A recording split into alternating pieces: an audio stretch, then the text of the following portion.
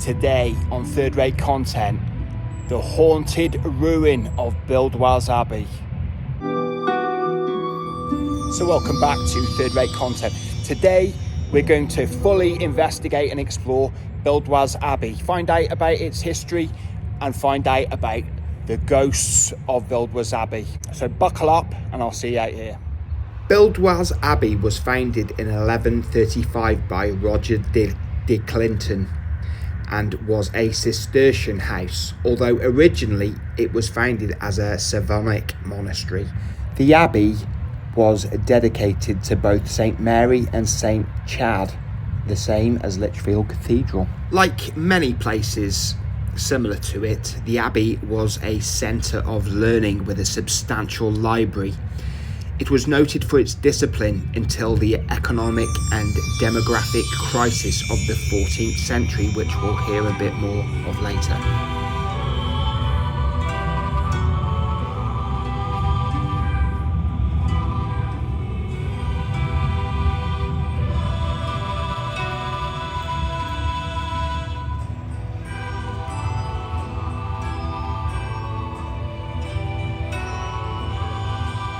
Just here we have got some of the mosaic tiles, the original mosaic tiles still remaining. King Stephen confirmed Buildwas Abbey's early charters in the 12th century. The abbey's first named abbot was one Ingelf. Sounds quite Saxon to me. You've got the duality there, light and dark. And we are all degrees of shade and shadow and light. The world is built on polarities. The confirmations issued by King Stephen were apparently given while he was involved in the siege of Shrewsbury in 1138. And this would have been the time of Brother Cadfael and the anarchy, a kind of civil war, medieval civil war. But the confirmations gave immunity from taxes and other exactions, including Scot and Lot and Danegeld. Scot and Lot being the money needed for drainage and other civic works, and Danegeld meaning Danish tax, literally to pay off Viking raiders. I guess it was still hanging around at this time. Initially, Buildwas Abbey was small and poor. Its early endowments did not amount to a sum total of much. But later on, under Abbot Ranulph, who is known to have taken over by 1155, Buildwas Abbey grew and its endowment helped it grow and grow. The increasing wealth of the abbey was probably reflected in the enrichment of its library. 2 of its volumes have found their way to St George's Chapel at Windsor Castle. Trinity College, Cambridge has a confirmed 17 of the volumes.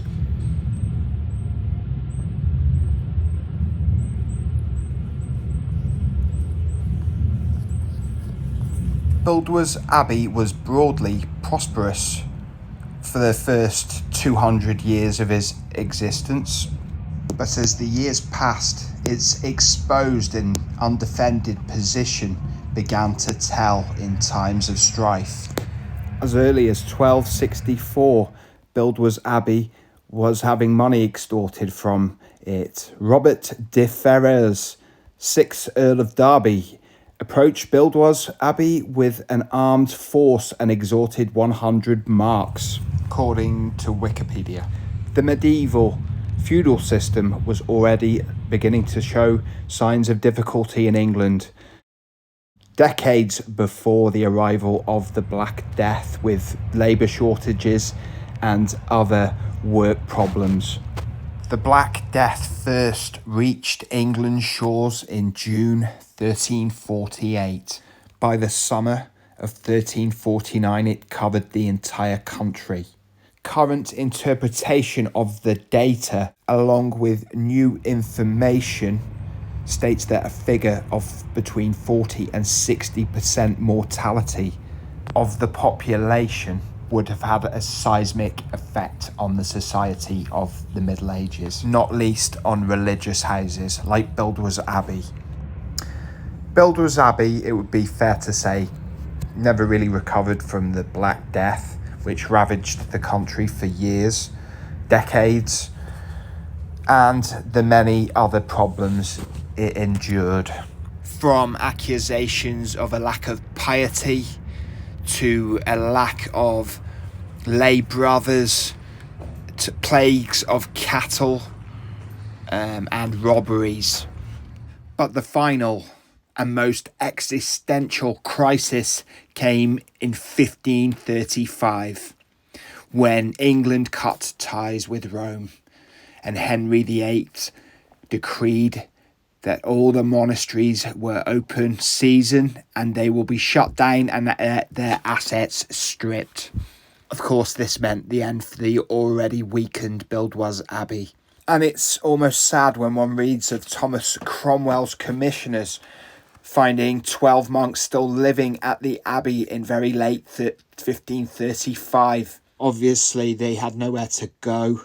Their profession was in ruins, and their lifestyle and life that their brothers and many preceding generations had known was now gone in England.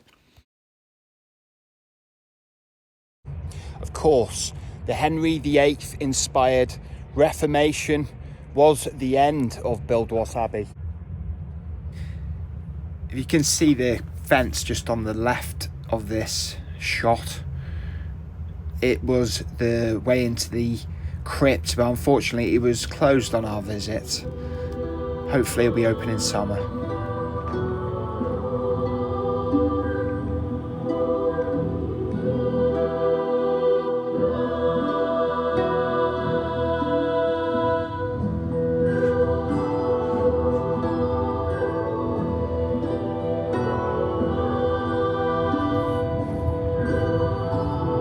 It really is a splendid ruin to explore, and it doesn't take a heck of a lot of imagination to see the many generations of monks that made this place their workplace and their home, just by the very decorations and notches and brickwork. It just rings out of all the lives that have passed through here.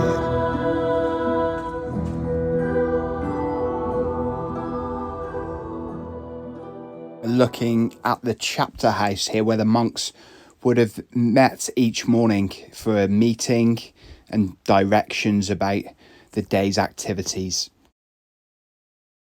And we're just going to hear a tale now which took place in the decades preceding the Great Plague, where things were falling off in the feudal system, and events that were precursors to the tragic age that was to follow.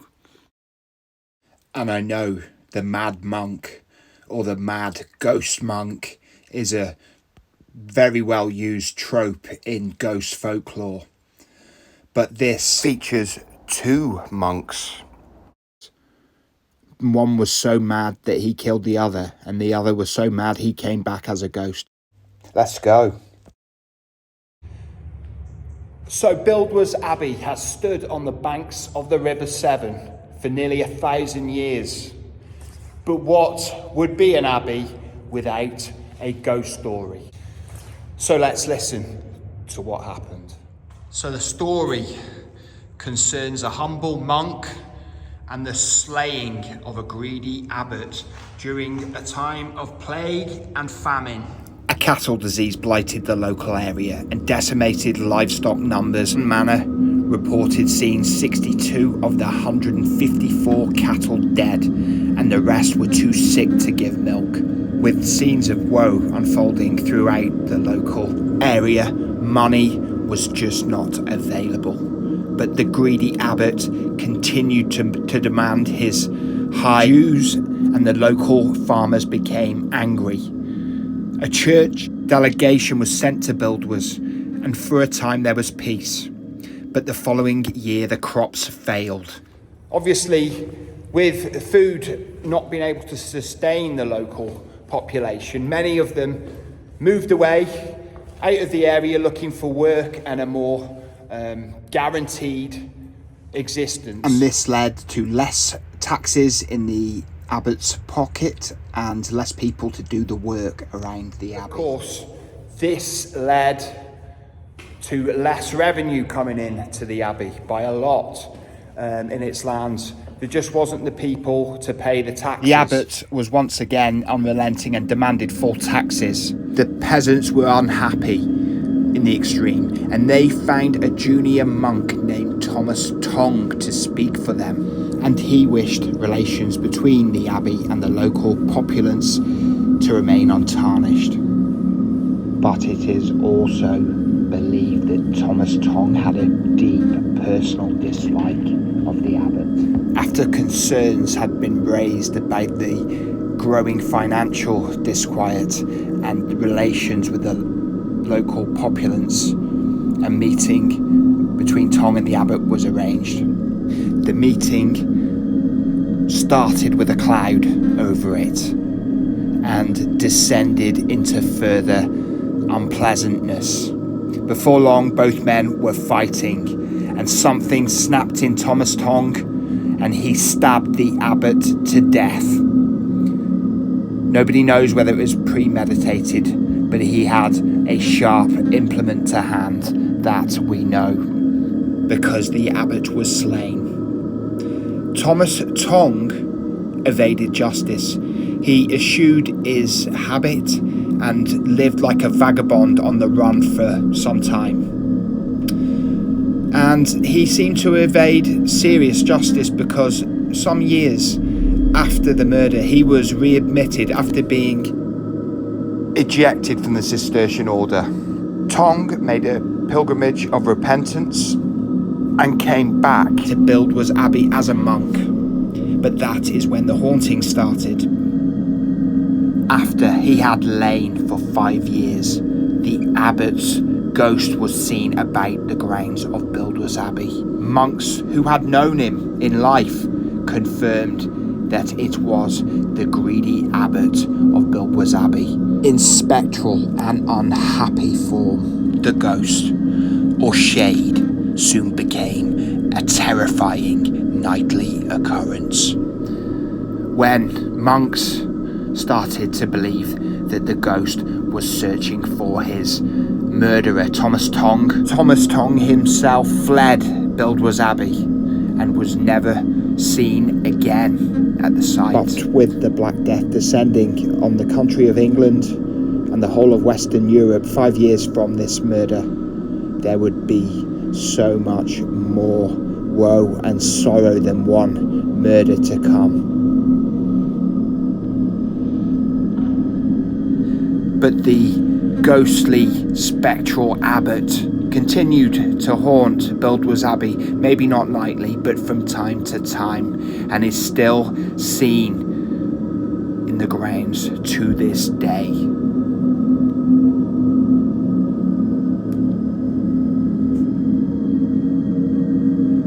So that was the writing on the wall for Buildwas Abbey. It never quite recovered from the loss of revenue, loss of farmers, and basically the murder. So it was weakened in the 100, 200 years before the Reformation.